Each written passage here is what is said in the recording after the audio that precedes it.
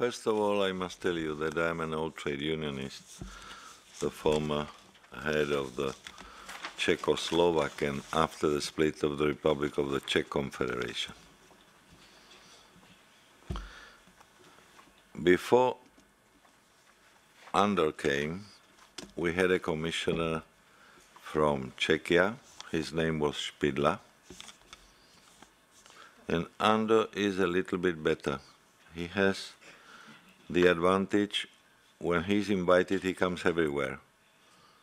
He promises a lot, and then nothing is done. I'm the second term in the European Parliament, and I must tell you that the Commissioner, and I fully agree with what colleague Gering said, the Commissioner of the DG Employment is not taken seriously by the other commissioners. Because when the European Parliament tries to adopt anything concerning labor conditions, all the member states start yelling about subsidiarity, traditions. They simply don't want directives regulating the situation on the labor market to be adopted. Frankly said, it's a great disappointment because somebody mentioned the Lisbon strategy. Do you remember what the Lisbon strategy promised? It ended like a Lisbon tragedy. The same will happen with the strategy 2020. I remember more and better jobs and other slogans contained in the Lisbon strategy. So I was not surprised.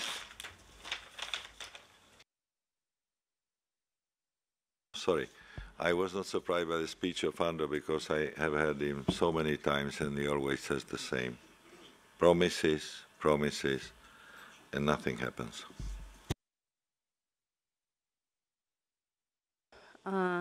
So a lot of disappointment on this table.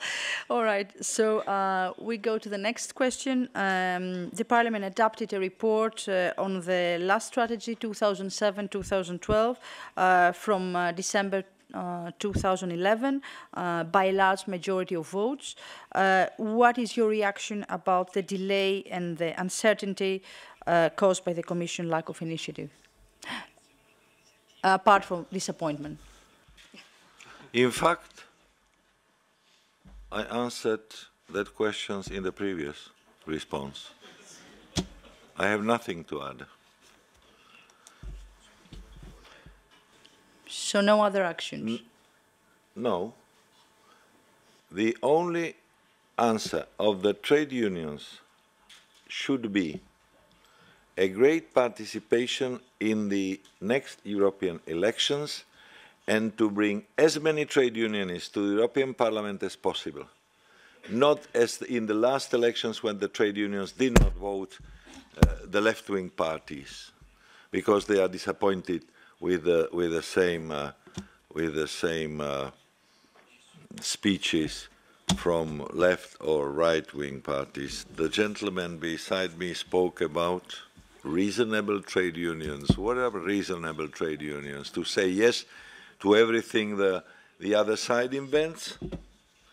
So, less speeches and more concrete steps to be taken. The labor inspection practically does not exist. In my country, of course not. And in all the new member states, it doesn't exist. We always fulfill the things the European Union wants, but in practice you don't find any labor inspector. But I spoke with my Irish colleague and he said that there are also few labor inspectors. Simply, it is not popular. If the approach to the social problems does not change, the European Union is going to lose the sympathy and support of all the people of all the member states. Who is going to change it if not the elected people of European citizens? So you are an elected trade unionist in the European Parliament. Yes, we are three trade unionists in the Employment Committee.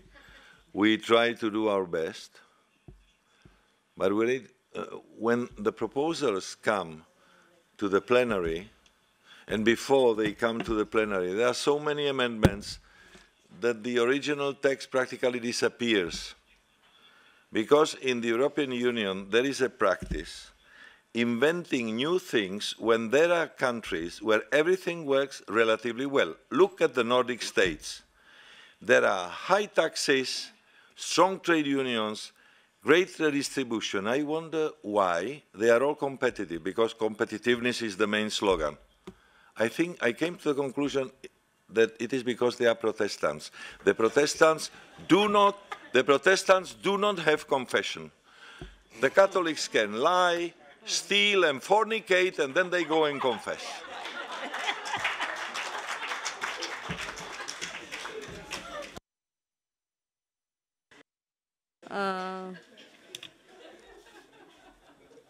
I didn't manage to get a concrete answer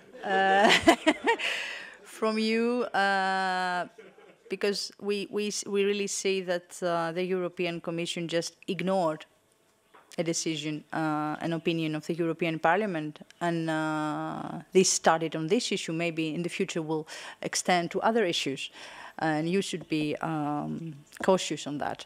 My second question is,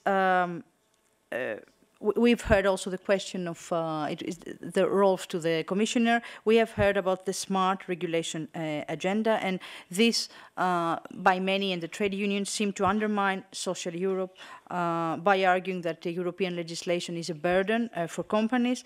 What do you think about that? Of course it is not true. But again, when something is to be adopted, all the member states, especially the new member states, start to argue using the subsidiarity slogan, and then they try to find the so-called comparative advantages. The comparative advantages are flat taxes, weak unions, and low salaries. And I wonder why the old member states do not react to this. We had today a big discussion about the Cyprus case. How is it possible that inside the European Union there exists a tax haven? In fact, the Cypriots have stolen money to all the other member states, inviting companies to come to Cyprus. In the European Union, there is a practice called political correctness. Something is adopted, then the rules are violated, and nothing happens.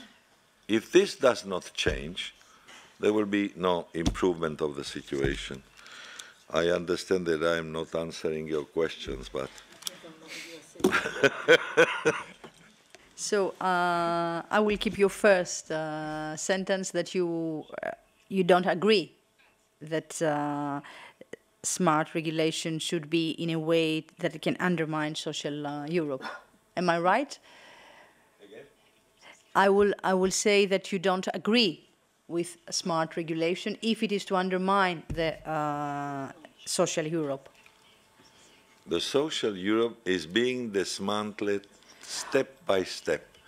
And the trade unions are taken as the last obstacle to install the rule of the invisible hand of the market. When we ran as candidates, we said we are fighting for keeping the European social model. Look at it. Part-time jobs, self-employed people, no protection, and you cannot organize unions in small enterprises. You cannot organize union with autonomous workers, self-employed workers. I myself was the leader of the Union of Services, and after the wave of privatization in my country, all the unions disappeared. But again, if the unions are not at the places where the decision-making is, then the influence of the unions and the changes, better said, the dismantling of the European social model will continue.